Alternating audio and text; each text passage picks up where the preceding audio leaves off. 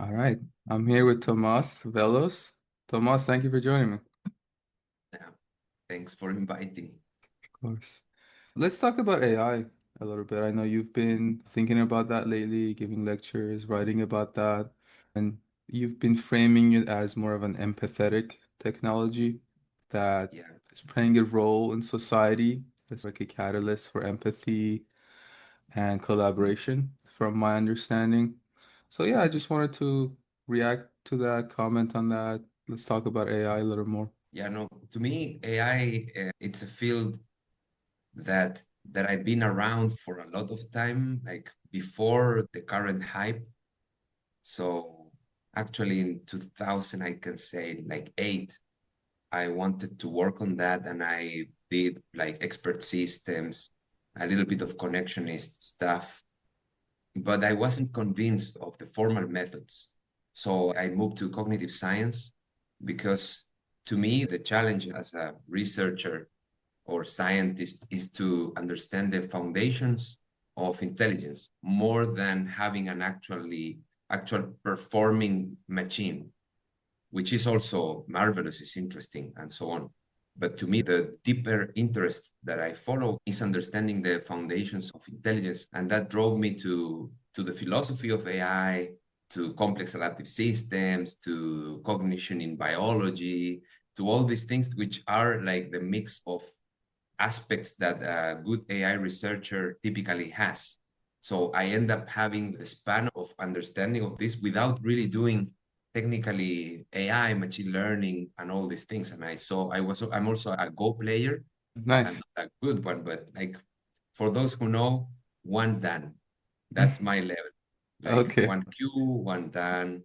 And so I thought years before, even 2004, whoever cracks Go, it will crack intelligence because this is really about strategic thinking, like multi-level perspectives, a very deep, if I do this, you will do that. So in abstract terms, it embodies a lot of what intelligence is about. That was my thinking like 20 years ago, I will say. And then I get into AI, which in Chile didn't exist, neither cognitive science. I'm from Chile originally, and I was doing physics, mathematics, and then I thought the mind is the new thing. Forget about physics. The mind is the new field of the next century. So I will dedicate myself to that. We already have enough people at CERN, enough people doing particle physics and discovering string theory. I studied a little bit, and then I said, yeah, this is all about an ontology of fundamental ontology of the universe that doesn't have the observer of the universe in it. It doesn't have the cognition of the one understanding the universe inside the theory. So I thought I will develop a physics theory where from scratch you have someone that is understanding the theory. And it's in the physics of it. But because these are debates in quantum physics as well, the observer effect, all these paradoxes, and whether consciousness creates the collapse of the wave function. So there are all these problems. And in my understanding, there is no progress at all to be made in the fundamental physics until we understand who is theoretician, what is the entity that is understanding something about the universe, and what is understand in the first place. So that's what drove me to and then AI is like the current black hole attracting all thinkers around that. And crazy enough, it's just mathematical magic. All these techniques are inspired in heuristics, but without really a foundational theory of what is to a machine understanding something. So I'm doing this big round. I remain doing research on that, trying to understand the foundations of cognition, which I think now what the foundations of cognition take you to the foundations of life, because how something can understand something else, something about the world, then the question is what is something? And then that something has to be somehow cognizing the world. And we can make this strong distinction that non-living things simply interact with the world, while living things have this maybe it's a little bit advanced from an evolutionary perspective, but once you establish a perception action mechanism within the structure, so there is something called like perception, then you can start cognizing. But perception is also in my view, there is a gap between living and perceiving. So, of course, there is this membrane in the typical initial cell and so on that is perceiving the world, but the actual definition of perception in the way we understand it as complex organisms, I think it's a degree of what we now call perception. The first living things somehow have that, and non-living things also have that. But then it's where you have to start to describe more technically what do you mean, what that something is perceiving, something is in the world, where cognition will begin. And I said, okay, methodologically speaking, I'm just going to work with living systems because it's already a difficult enough problem to crack. And then I started working a little bit on the origins of life and origins of purpose, when purpose begin in the universe. Because that all is that when you start digging into the question of what is intelligence and how can AI do this or that, then you really ask the question of what is to do this and that, and you naturally will go into these fields. Of course, as I said, like AI now has like forbidden, or investors have actually forbidden this as valid research because this doesn't produce directly any profitable technology. So let's go rather for the magic, that's big things, and invest and make big machines that it's the, let's say, more product-driven or capital-driven science than curiosity or understanding the world-driven science. And this is, then you go to philosophy of science, the structure of universities, funding, like development of countries and blah, blah, blah, which is too much of a topic. But this is my view on AI a little bit just to start. And then now we have these technologies that are amazing, like the Oracle, that in a complexity theory, you get this complexity measurement or quantification of complexity for problems where you can induce an oracle that you can ask a question and you don't know what's the complexity of that thing, but then you get the answer and you can calculate what's the complexity of a problem, even having an oracle. Now we have the oracle and the complexity of this oracle is the complexity of the neural network, is the cost of it, and it's becoming, training a large language model will be the cost one time. And now we got all the answers. No, we don't know why, how.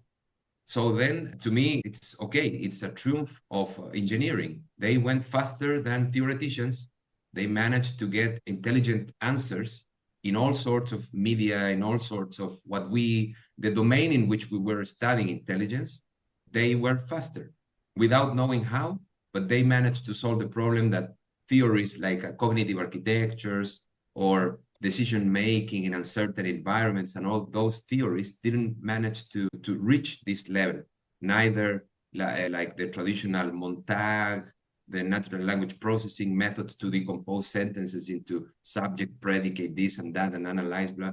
There were many methods around, and none of them performs even like close to the LLM. So this is new. And then this is why I'm thinking, okay, now we have the hammer, but we still don't know what to build with it because we don't have this foundational work of what is to understand, what is to make sense of something, what is to have purpose.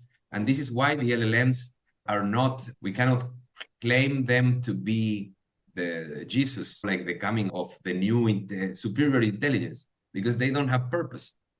And this is when I did this metaphor of the three transformations of the human spirit by Nietzsche, that he explains the three stages of evolution in the human spirit. And AI is also undergoing such evolution now. So it's very illuminating to understand that because it clarifies why AI on its own, it's a very boring system. It needs us, our intentions, our purposes to make sense of the world. In the same way that the camel in the three transformations of Zarathustra, you get the camel, which is like the follower, then doesn't question anything. Then you get the lion that questions everything, fights against everything. It's in the Nietzsche's view, it's like science, rationality, fights against everything, but it's able to defeat anything that is fighting against. But then what happens is that remains alone in its triumph. It's just defeating everything, but without any purpose. It's just, if the purpose is just to make it, to reach, to conquer, And once you conquer everything, there is no purpose. So then the lion turns into the child. And the child is something that is very flexible, is capable of engaging deeply into something, but then detaching and just keep going and then attach again and detach.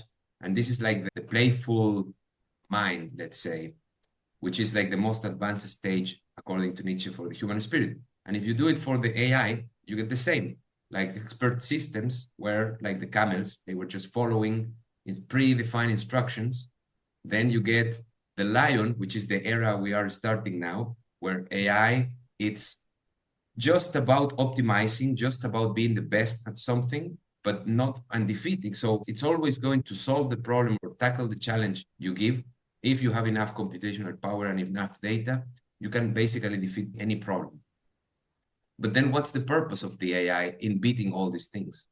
It's not really learning on its own. It's not able to engage into an exploration and then detach and decide what it's worth exploring and what not is not worth. So the day that we get purposeful AIs, then we will be really moving forward, both for the automatic artificial spirit and for the human spirit. So this is why I think empathy technologies are like a very interesting line of research to use AI.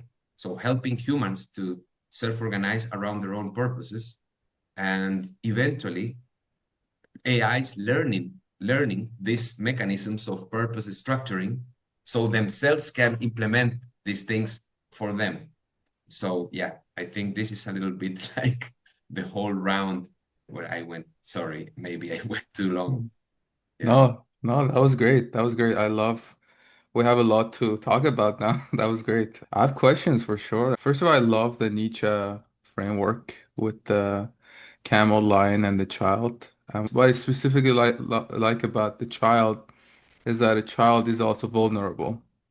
Yeah. So there's the lion is fierce and doesn't want to emit any fear, but the child is vulnerable. So I think that also speaks to what that more meaningful stage looks like. Vulnerability, compassion, empathy is part of that, on top of setting our own values and purposes and creating a world where it's based on our shared values and interests and purposes, not just optimizing, where Yeah. Yeah. I That, feel that's like, yeah, basically the point. It's not just about optimizing. yeah. And but it's interesting because there is a sort of interplay between optimizing and being open enough to not optimize, which is being vulnerable in a way, like not always caring about improving and getting more safety and more, because that will take you to an extreme where you get stuck and there is no further evolution and there is no purpose beyond that. So I've been discussing with some people now about infinity and purpose and things like that. I recommend this other podcast also to watch, which is the Raphael Liogier Mhm. and Gregory Chaitin. Chaitin is super well-known mathematician, and they discuss about infinity.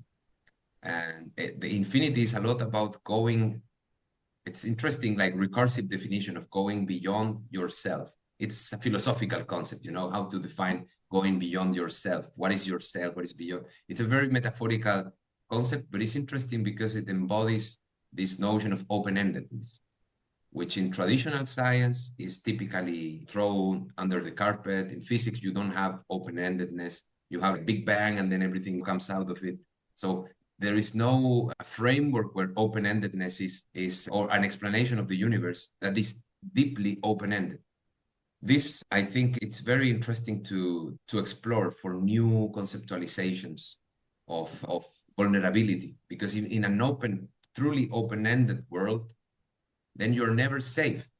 Then what's the purpose on being always trying to optimize in a world that is always going to be changing you? Then you become a slave of the changes in the world, and you never have like your own intentionality. So I think that's the child in a way.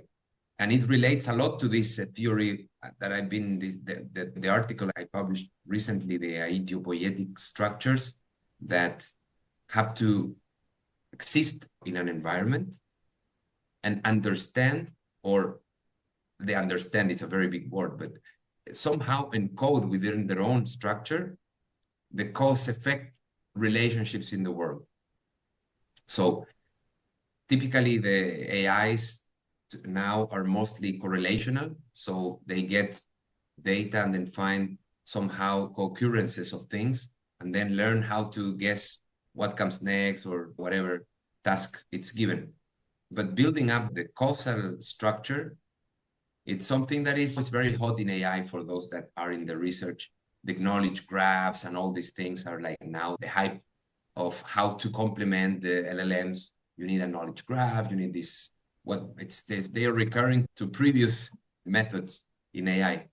But to me, what you say is fundamental, because you still need the entity to be vulnerable, to be able to suffer or to die, or to somehow to not just play the game of data optimization and response.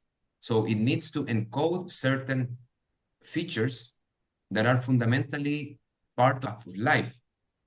So I think in a way AI is missing a lot the material dimension of life, and it's all embodying the informational aspect of cognition, but the embodiment, which allows us to be intelligent, to reason, the embodiment that is doing that is as fundamental as the informational processes. So this to me is a realization that goes beyond when I was thinking years ago on this idea of incorporating the theoretician in the theory of physics.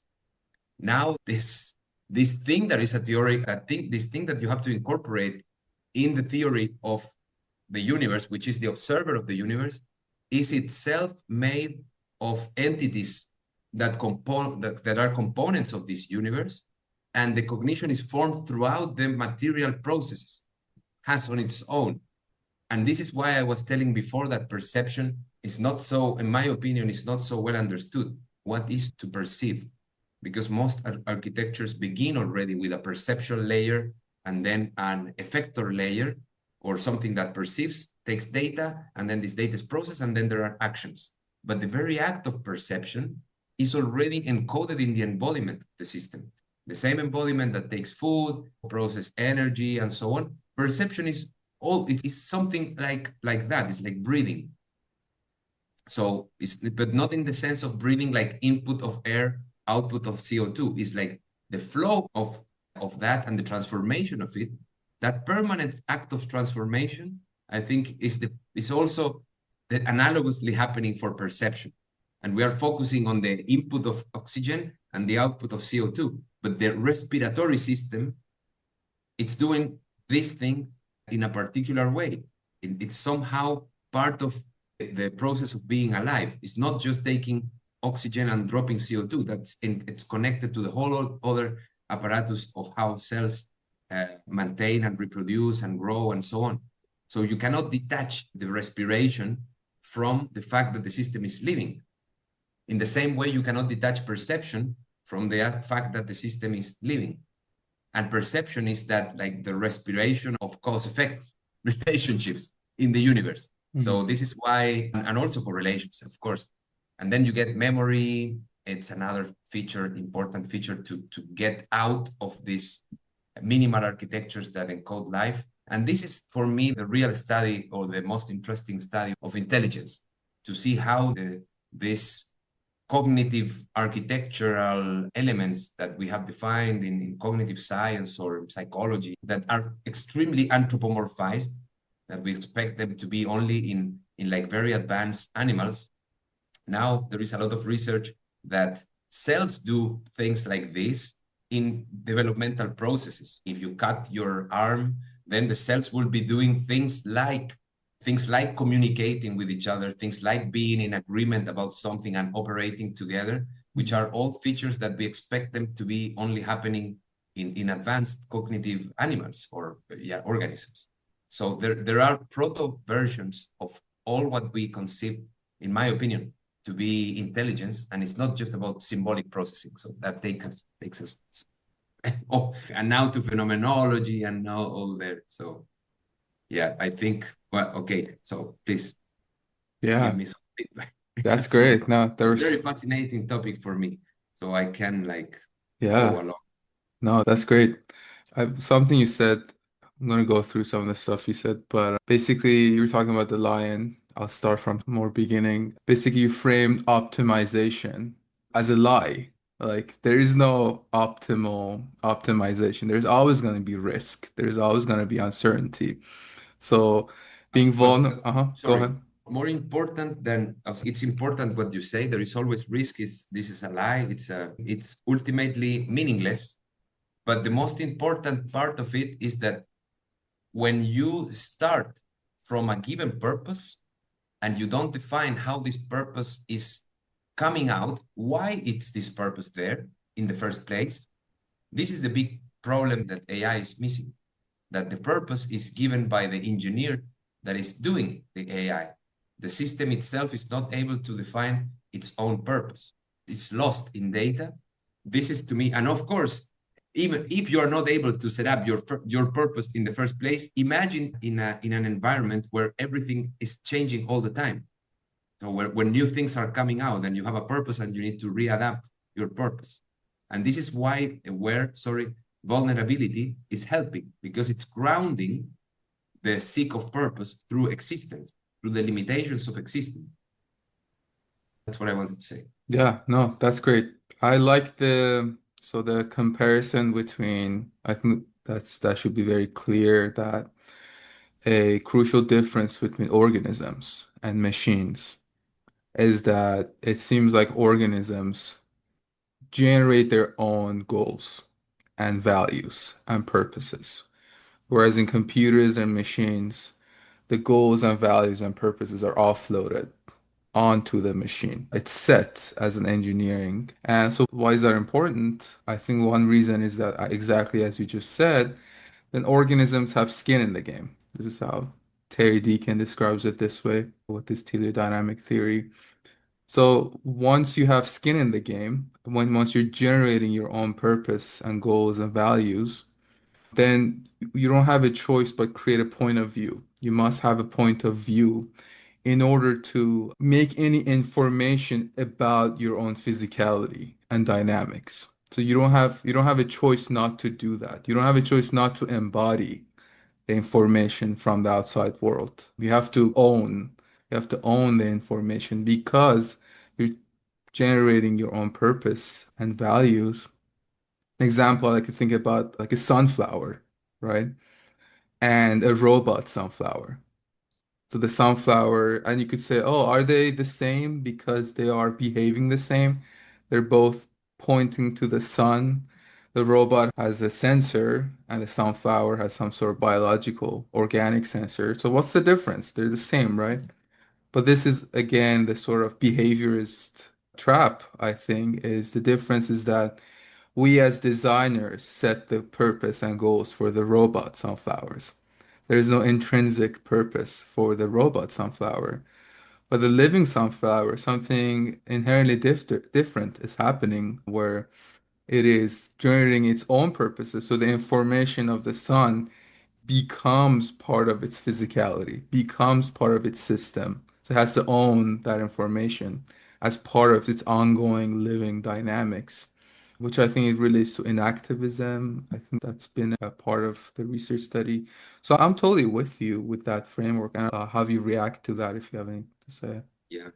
And one where this thing manifests, because also the AI view typically is very static, because it's convenient to set a static view in a closed system where you can operate optimally. The closed system can be very big, but it's not open to changes. Like you say, a sunflower, which is a very good example. And what if the sunflower has a mouth or an arm? What will the sunflower do? You can imagine that it will find a, the way to make a purposeful action with it, which will be completely coherent with its other way of living. Like what we have discovered, scientists have discovered that this mycelium network connects the trees underneath the ground, and they can know where the nutrients come. They can feel danger if there is a fire coming in the woods. They can communicate things. So a single tree doesn't have that. When many trees start interacting, they will develop this layer of communication. But if you have a bunch of artificial sunflowers, and you put cables around them, they will not realize that they have to stream this data and send it and communicate and I don't know, whatever, solve shadow problems, send the electricity with each other because they are made out of one layer. They are just a particular kind of, I don't know, like a stoplight. There was the difference between a artificial sunflower and a stoplight. It's just the rotor, the motor that it around the sun. But this is the point that we are in permanent challenge to harness or incorporate the fluctuations in our environment, which can be more like us around or others unlike us around, or just new stuff that you don't make sense of around. Like when you pre-design the purpose of something, you cannot say what to do in this known unknown cases. You get the known unknown and the known unknown. So even if with the known unknowns, so things you know that you will not know what it is, but you cannot make a case. So but if you have the vulnerability that grounds what to do, it will make sense.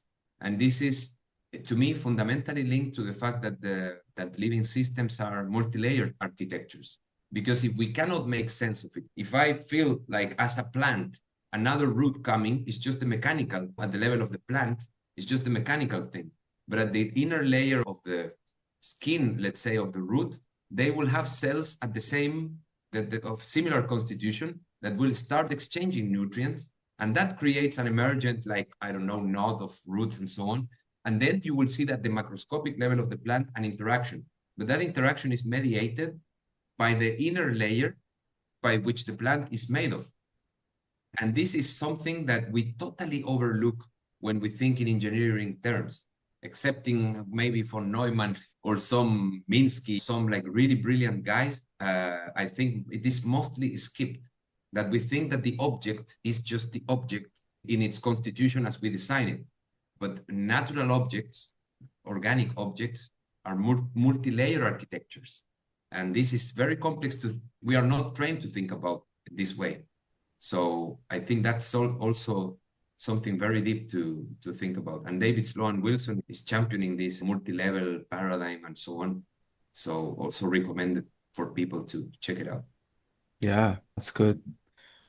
I like the story or the framing of organism repurposing anything it comes across as part of its own purpose. And of course, in a way, the organism doesn't have a choice not to do that because it's Yeah. about its own dynamics. So anything that it comes in contact with But becomes, yeah, go this ahead. is like when we just back to the thing. This is the physics. This is the real physics.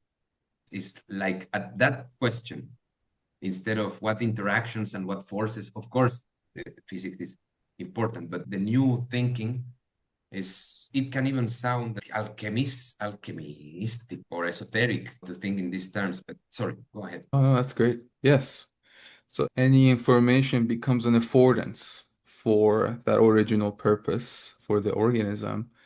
And one of my favorite examples of this phenomenon is there was a study years ago, decades ago actually, where they implanted a third eye on a frog embryo.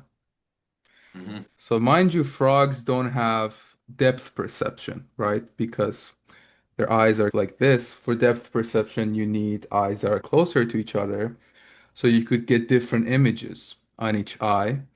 And the difference between the two images becomes an affordance for Mhm. to understand depth. Because if you don't have depth, the images are identical in both eyes. Yeah. But if you have depth, the images are different, so the brain uses that affordance to convey to you that there's depth. So Mhm. frogs have never had that. So they implanted the third eye for the frog embryo, and then they looked at the frog brain. It generated the same mappings that organisms with depth perception have. So a Mm. frog with no history of depth perception, no evolutionary history of depth perception, spontaneously and organically developed depth perception just by the affordance Yeah, of the third eye. No machine or robot or computer would be able to do this kind of yeah. thing because it just goes to show the level of plasticity and the length at which the organism is organized around, the system is organized around, to use any affordance to be part of its ongoing living dynamics. So Mhm. it's a system that's generating its own purpose needs to be this way. I think that you were And alluding to that. it's very interesting because any affordance, I like the word affordance. I use it a lot in my work as well, but it comes from a different tradition in psychology. I'm an expert on the concept, on the tradition of this concept, but I like what it means. And this is, it's interesting because the affordance, it helps to repurpose. It helps to repurpose whatever internal process that is going on. But at the same time, this repurposing, it's fundamentally linked to making more efficient certain inner workings of whatever of the system. So if you have a third eye, you will see depth, and why the frog will be, or the frog's organism will be interested in seeing more depth for some reason. And that reason cannot be to die sooner. It will not be to eat less or die sooner or feel more pain. It's going to be something related to escaping pain or living longer, or Darwinian idea. So it will be some sort of fitness, but it's not just reproduction. But there is some cert like pleasure of being alive that is the reason why we evolve affordances and we harness the reality. We interact with reality so we can experience the use of this reality. And this experience somehow has something like it's the anti-pain, I will not call it pleasure directly, but there is some sort of reward in using, in being able to afford something. And this is something that to me is like uncharted territory in science. What that thing is, you know, what they call it purpose, they call it meaning, they call it, I don't know, but this is, you always go, okay, religion, experiencing God, it's as similar as other concepts that are maybe more scientific. I don't know any, or I'm not aware of scientific approaches to explain this type of things. It typically goes like in a very simplistic, reductionistic way, no, because the organism will have it easier, will spend less energy in its tasks and so on. But what is the organism? It is the frog, it is the frog cells, it is the frog like cortical, whatever tissues, it's the collection of neurons. What part of it is the one that is like really benefiting from it?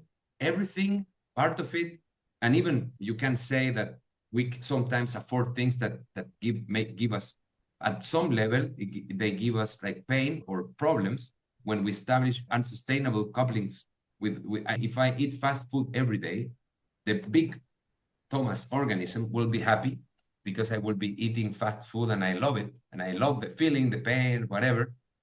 But then my liver, my stomach is also me, and this is horrible for it. Or if you, I don't know, if you take drug addicts, if you take this fentanyl, you will have the best experience in your mind, but then you will be destroying your body. There is a very interesting interplay at which different levels of the organism find purpose, and this is a community existence in the end. This communitary existence, and this is why I think now empathy technologies make sense, because this AI things are like arms or third eyes that we can bring in for that.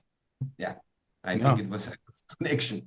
Yeah. Yeah, no, that's maybe it's time to go there then society. I like that you described it as Sloan Wilson's framework where each new layer, Mhm. each sort of like the sort of nested cells idea. Each new layers has its own affordances, has its own purposes in a new way. That the sort of the new technology in that in that layer affords new way of working, new way of collaboration, new way of what empathy means, right? I Yeah, mean, the fast food example is great, but it's important to remain connected throughout all these yeah, nested selves. And it would be unfortunate not to look at society like that as the next layer of biology. And instead of becoming fixated on trying to find biological examples in society that are we are comfortable thinking about in our scale, right? Thinking about what new ways organicity appears at the scale of society. Because it's going to be a little different. So I like things like empathy, aesthetics. These things I feel like they're a new way of saying things we were saying about biology. But we cannot just think about it the same way as we think about individual organisms or biofilms. You could translate some of these ideas across scales, but I feel like it's so crucial when there's a new level of organization. You identify those same organic processes, but also see how they've changed, how they've evolved in at this new scale. So that's why I like saying things like empathy as an organic phenomenon, because humans are not cells. We cannot talk about humans as if there are cells in a superorganism. I think that would be a mistake yeah, to think about it that way. And even worse, we're chips in the computer. That would be even a worse yeah, analogy. So I like that. So let's talk about AI then. If we assume we're at this new level of organization, at this new scale, and there are new affordances, new ways of going about organizing. I think organization is a major point that you talk about, and whether AI is going to help us be more empathetic, organize better, organize knowledge better, a sort of catalyst for empathy and organization. So I'll let you speak to that a little bit. yeah. At the beginning, I was saying that this is related to the very fabric of knowledge and the fabric of power in the society. The fact that we still lie to each other or invade, kill other groups of humans, now that we have technology to feed everyone, to send people on other planets, to fly everyone from one place to the other, it's just a sign, a very deep sign that we are primitive, very primitive at this new level of being many occupying the planet. We are in a very, very primitive stage, I think, in what regards to society, so being social, as maybe the afford, I think, because I'm trying to think of an analogy for biology. What was the most, like a very early stage where not too many things were capable of being done? And maybe it could be like the cyanobacteria transition when bacteria learn how to do photosynthesis. I think Hmm, it's cyanobacteria. hmm, And the world was very simple, and there were some life forms, and the evolution was rather slow, and everything was like stuck in a particular way for things to be.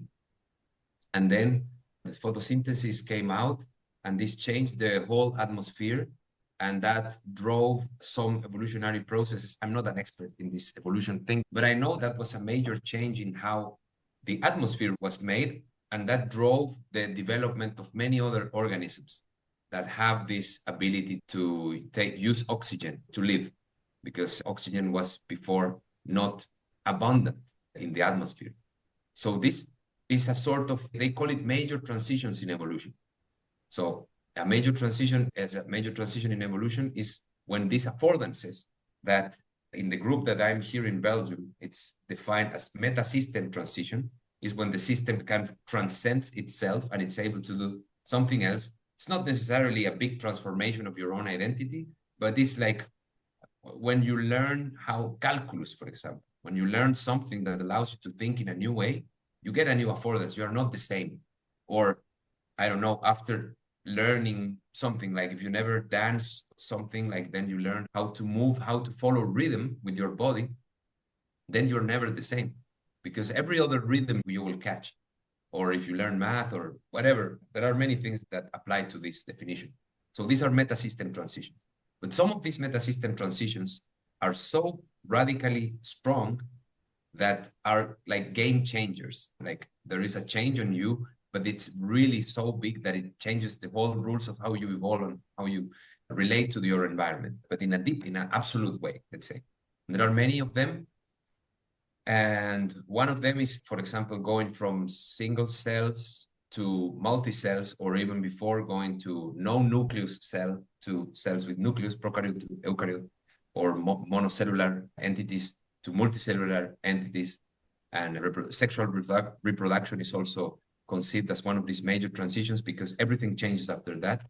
And I think, so just to come back to this, that in this context, I consider ourselves like probably like eukaryote cells of the evolution, social evolution. We are not single entities. We already have like organization, we make groups, we have companies, we have nations, we have these objects that are already moving, existing around and killing each other and eating each other and cooperating as well between each other. But there is not yet like a full understanding that these things can operate as a whole in a way that the whole makes sense for everyone. So this is to me what people call like the paradigm transition. The globalization was like dreaming to do that. And the emergence of internet was also thought to be like a global brain that will connect the minds of humans and so on. But then we got this force of political forces that have this maybe still optimization process at an individual level. Whatever individual is a firm, a nation, or an ethnic group or whatever, that has this preference for a particular identity without understanding the multi-level architecture of identities. And so I think that we are on the edge of this transition, and AI can help to make this transition in the best possible way, because there are other transitions like the meteorite killing the dinosaurs, where just the transition is like some event happens and then you have to start all over again. Yeah. Many predictions says that this is what's going to happen. We will have to start all over again. The technological development is not going to take us to a transition, but I think that we can carve our destiny. And this is what the research I do and the people I relate, like you, others, we all believe that we can actually have a positive story for technological development. But there is, there is a lot of work to do to understand ourselves first, these very deep aspects of existence, and then develop methods to relate with each other. And this, I think, we have to harness somehow four power structures. Academic power structures, at least, are not so difficult to harness. You can be in a university, have a sort of good position, they work for KPIs, and you can harness this hunger for KPIs that universities or innovation companies have, harness that to create groups of people like that have, we could call it in simple terms, positive collaboration, developing affordances on other social groups or younger people, giving affordances and opportunities to people that normally don't have it, raise awareness on these people that are getting opportunities, they are getting opportunities because of this structure, so they can reproduce this structure and move to other layers of society. This is what I think it has to happen. And it cannot be a master plan. This is the fundamental nature of it. Of course, you need catalysts and projects like the Human Energy or the Pro-Social Coalition or what we do here at CLEA or at 6P. This could be catalysts, but there is no master plan. You can only operate and connect with each other and build bridges and then just grow and get more and more fat and more like visible. So then it just changes the model. This is my personal deep belief, and I work for it as much as I can. And I know many other people are doing the same, but we face barriers. We face big barriers because, just to give an example, David Sloan Wilson is mostly like a biologist and an anthropologist. I'm mostly a mathematician, a computer scientist. So we do understand differently the same things. We don't use the same words to explain the same things.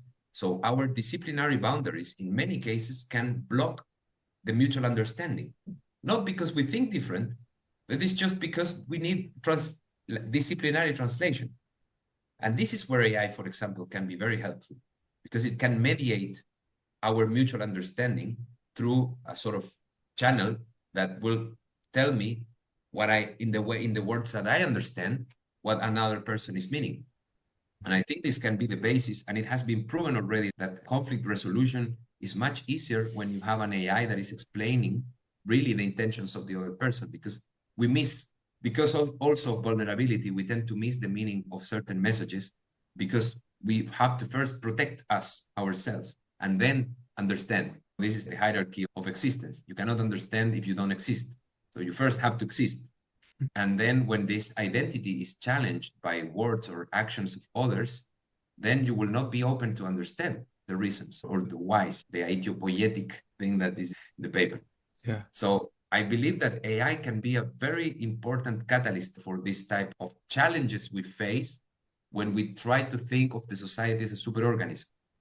But unfortunately, the big companies are not building on that. I think it's very stupid, I think, because if some companies will be building really on that, in not so long time, they will be more profitable than anything else. And when you say on that, what are you specifically referring to? On I'm The solving. translation idea, is that what you're saying? The One thing interdisciplinary. is the translation, but another thing is the coordination. For example, now you know that there are groups of people that buy things in a like a wholesale. You as an individual go to the supermarket and you solve your problems in the supermarket, which gives you very high prices compared to the price they buy. So do we really need supermarkets at this point? If we can buy everything from Amazon, okay. But now Amazon is a centralized company that is also just giving you a little bit better price than the other guy. But if we think of this like collectively, like the collective intelligence kind of thing, we should have the full logistic network of the world, let's say, serving the purpose of making people happier, not serving the purpose of whoever controls whatever part of the logistic chain, optimizing its profit, and the other part optimizing its profit. This creates unnecessary competition because if everybody will flatten, we all will live in a nice house. We don't need, but this is because there is asymmetric information and asymmetric capital and principles of capital optimization and information asymmetrification, like optimize that because that's what people think it's the best thing you can do, but that's because you think as an individual. So in this way, in this sense, all this tribal thinking that was in other cultures, that was like thinking as a whole, the Ubuntu thing, and there are concepts like that in many philosophies, in many cultural traditions that we could say are more advanced than the individualistic monolayer existential thinking. So I think AI should really be used for that. And this, I do some research on that, and I'm engaged with companies and trying to develop particular applications for that. But I see a lot of future of that, like a lot. Maybe I'm not sure, but I might dedicate myself to that in a few years more seriously, because I really believe that the local to global problem now we can solve.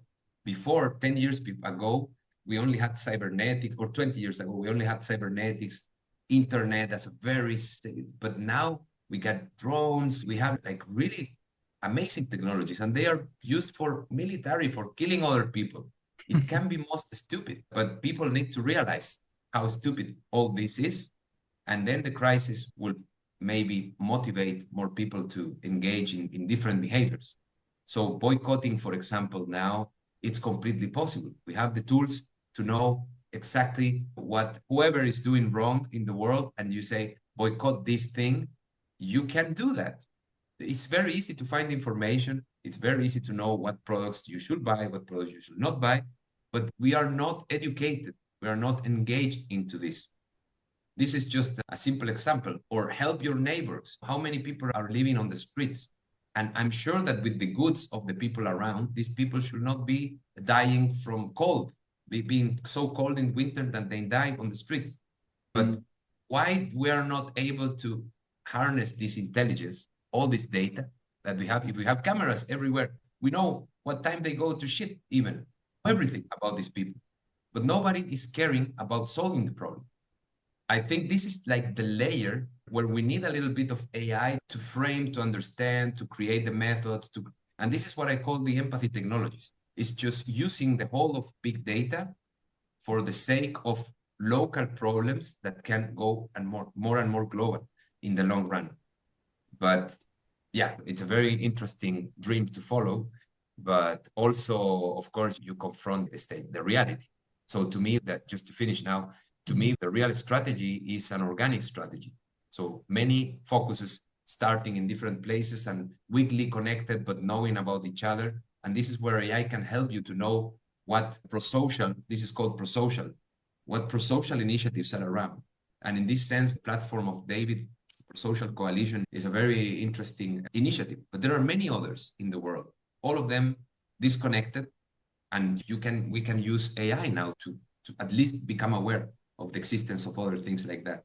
But this, as I say, we should have a new engineering degree on this. Like universities should open up programs and we should develop the methods to do this as a professional activity, what is called operations research, typically from the perspective of companies, but this is now like social collective intelligence as a field, professional field of development.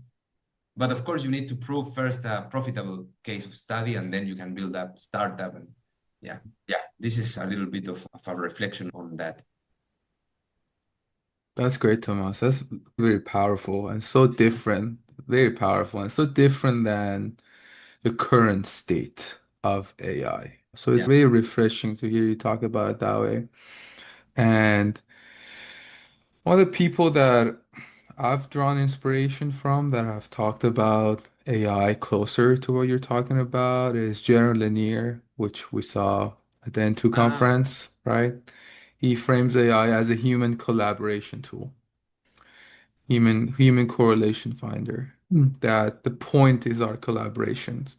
So AI is going to facilitate even more efficient, better, more moral collaboration. Like he has this idea about data dignity, how that's a major issue, meaning people should be compensated for the data they're contributing to these yeah. systems, Yeah, that's another, yeah. which AI I think can help there for sure to identify contributions and basically make sure everyone's compensated fairly, which big data and data science and AI could help us with that.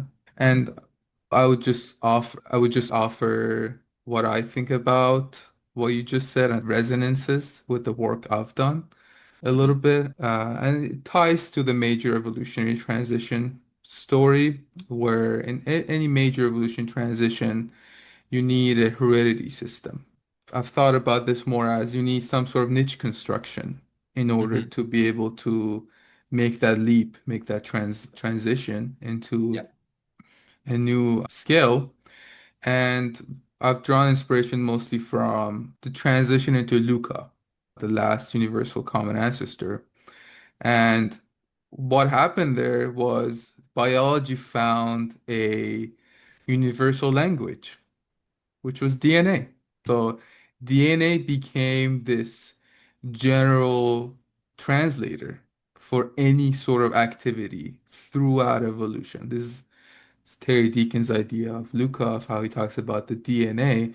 The DNA became that niche, became a sort of niche construction where any sort of evolutionary success, any sort of communication, any activity was offloaded onto this medium of genetic language. And DNA became genetics, and DNA became a source for cells to collaborate with each other, to innovate and translate across activity that would be really hard to translate across if you didn't have this universal language.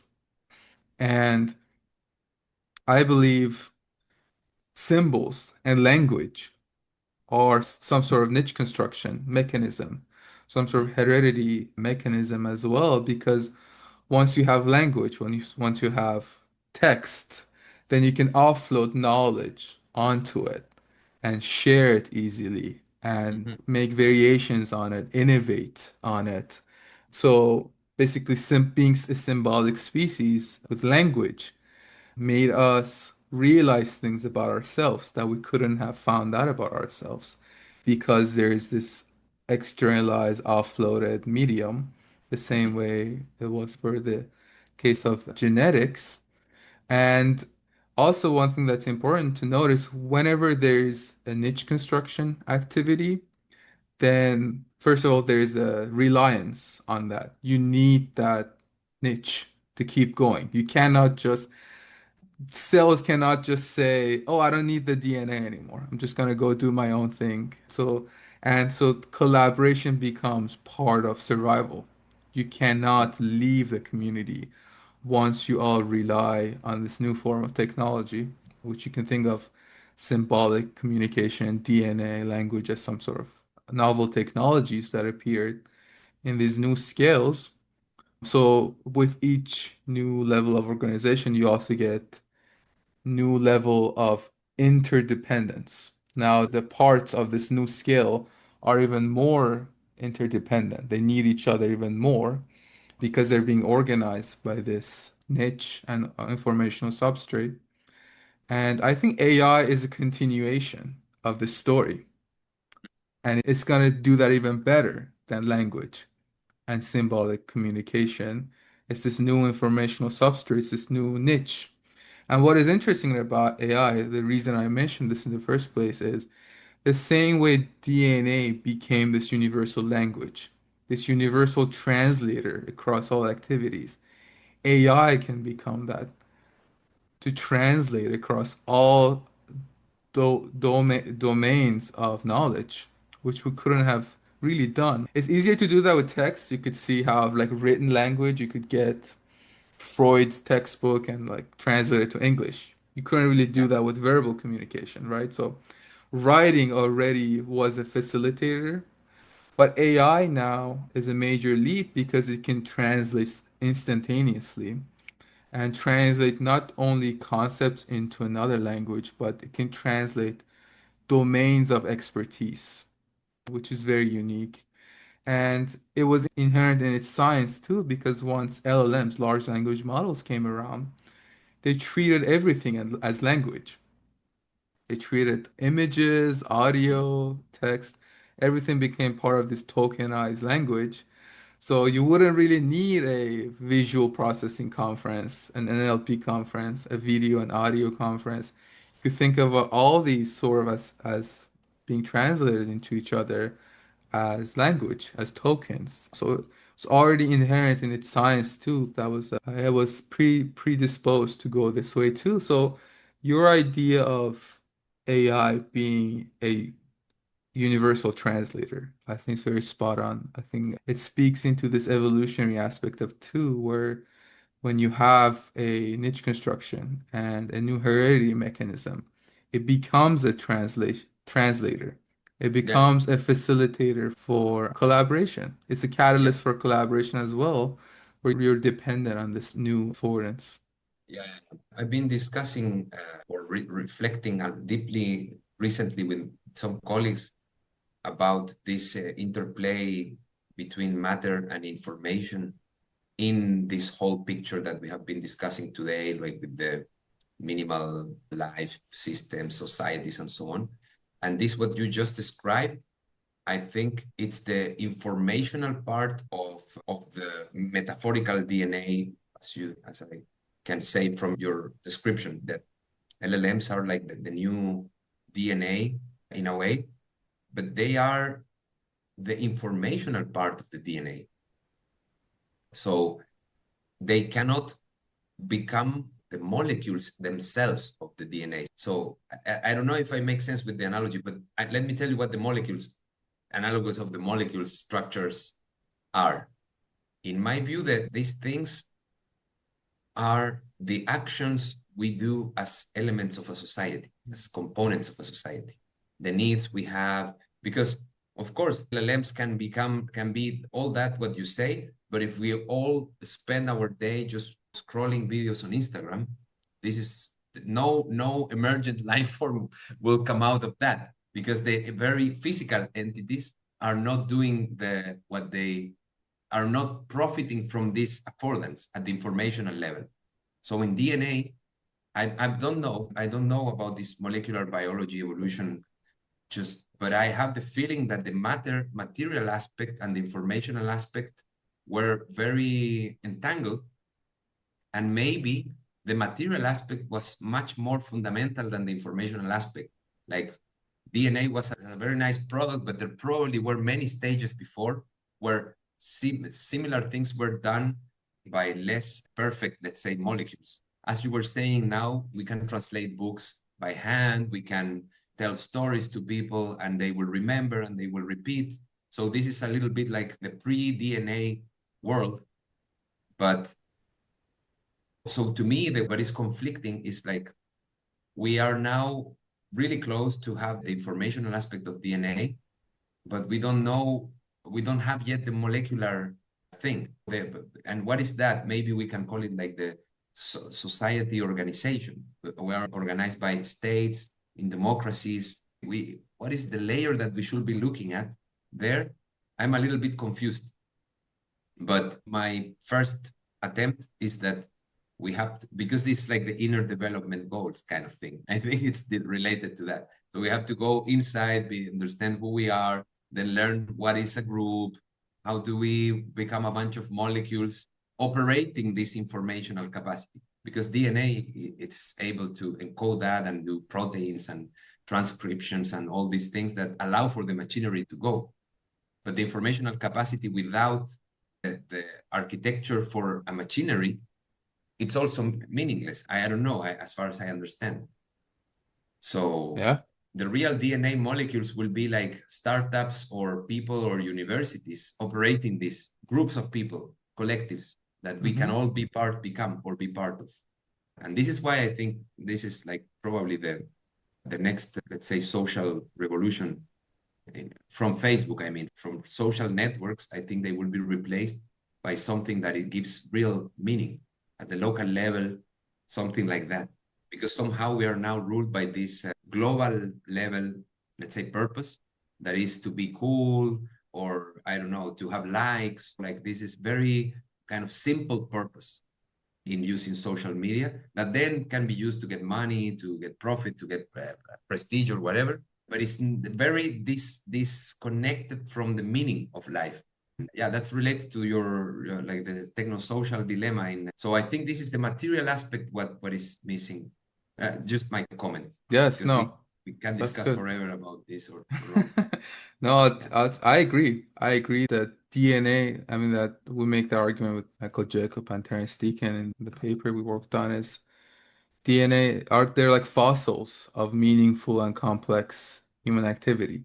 But they're not the real thing. They're just, as we say, human collaboration tool.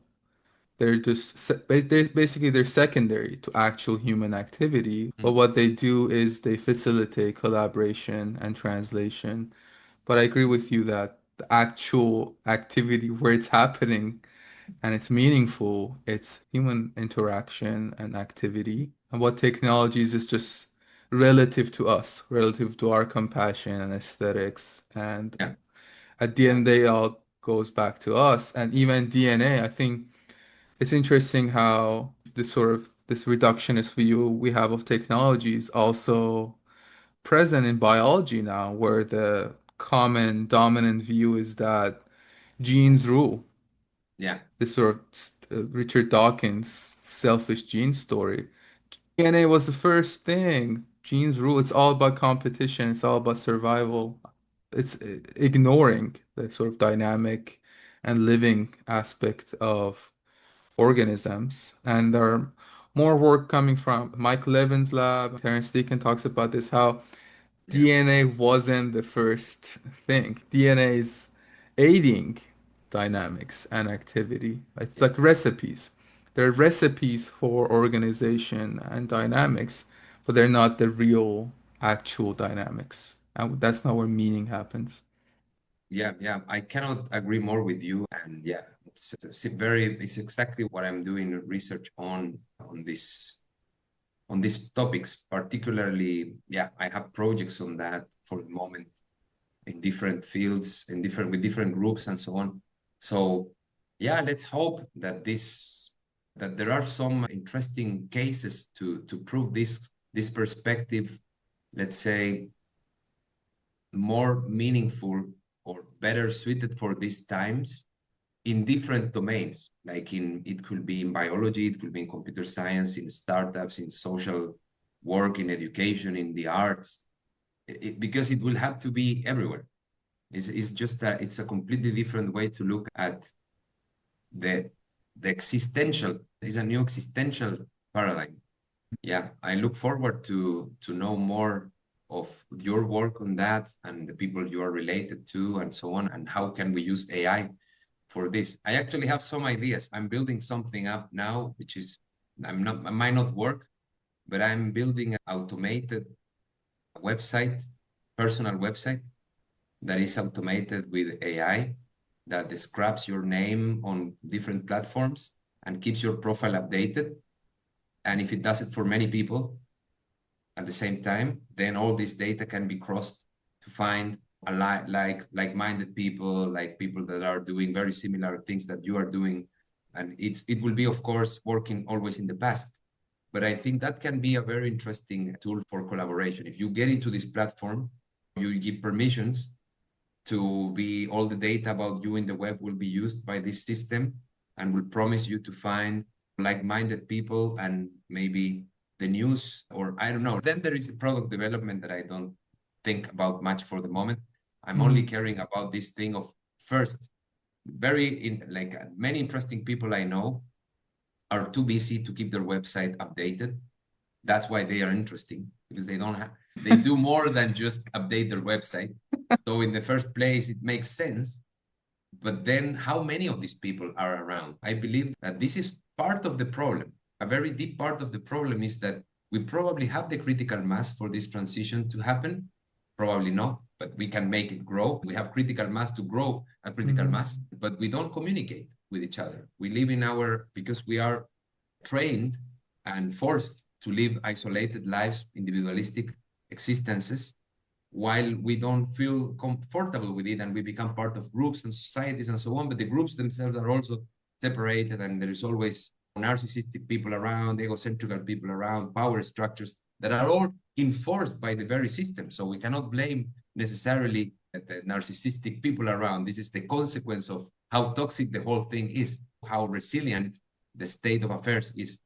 So I think that with an initiative like this, we can already start maybe trying things. It will probably get banned if it goes out, but I will try to do it.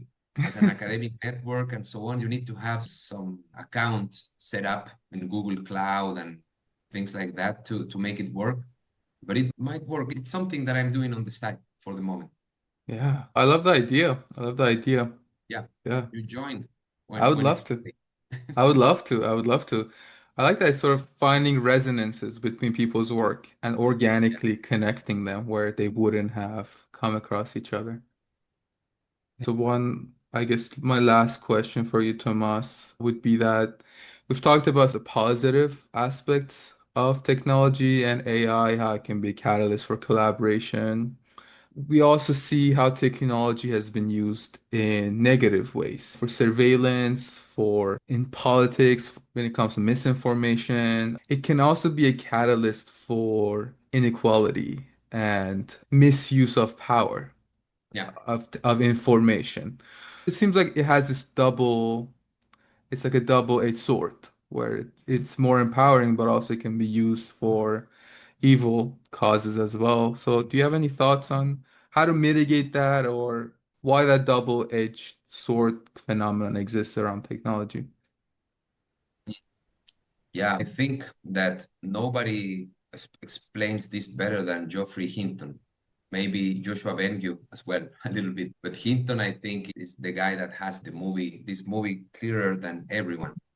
So and it actually is a very simple description is the typical positive feedback mechanism, right?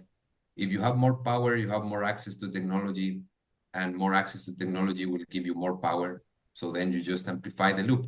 And this is what micro trading it's all about. Whoever has the biggest, smallest latency, like they can make transactions faster, will get profits and at a lower scale and amplify and become the best. And it's a never-ending story. So this is why we don't have much faith, and there is not so much faith in what we were proposing before, because everything points to the Goliath in this picture. It's technocratics, it's all these big corporations and intelligence agencies, banks. Like this structure is Goliath in this picture.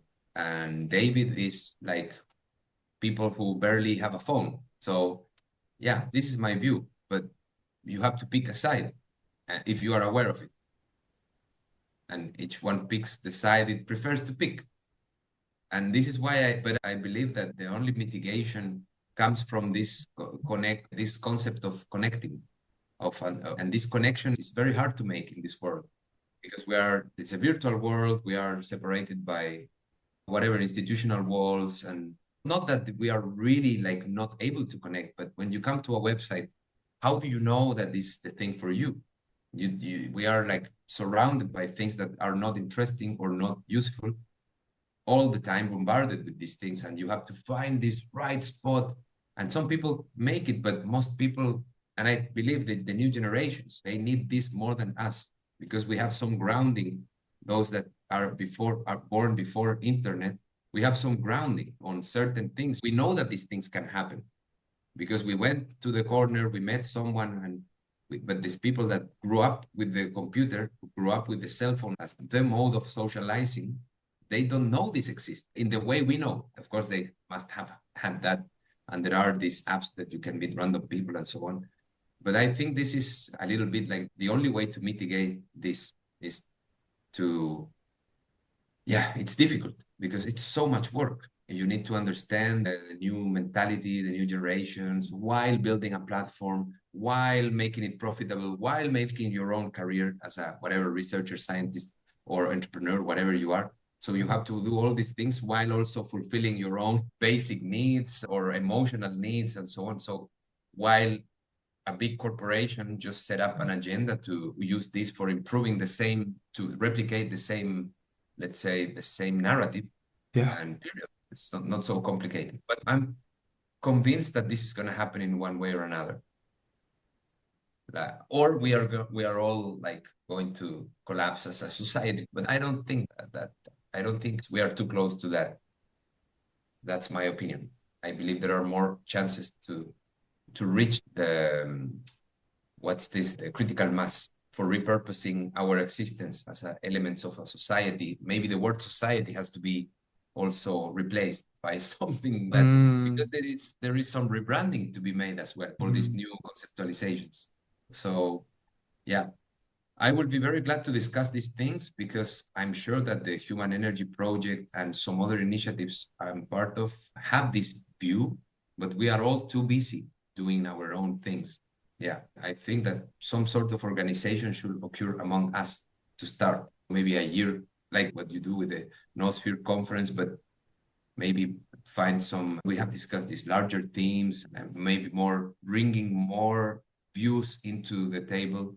Anyways, that's for further discussions. Yeah, no, that's beautiful, Thomas. I'm so glad you're doing this. And I think it's important that we build a narrative around this sort and create a team around, because I feel like the other side has a team, right? The sort of optimization, there's an optimization team, but we don't have a pro-social. I'm sure there are like groups here and there, but to build the whole narrative and gather people around this narrative who are sharing it, I think would be very crucial. Yeah, we have to, I think the first step is to build a sort of nucleus that can live out of that.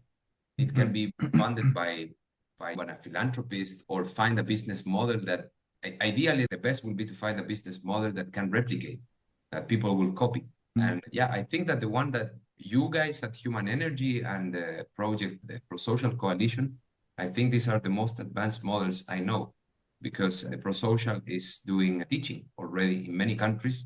They teach these foundations of multi-level systems, how to collaborate, and they are teaching at different levels, which is quite challenging because you have to repurpose education and university, the university structure, how do you get credits out of this? How can you use it for your professional career?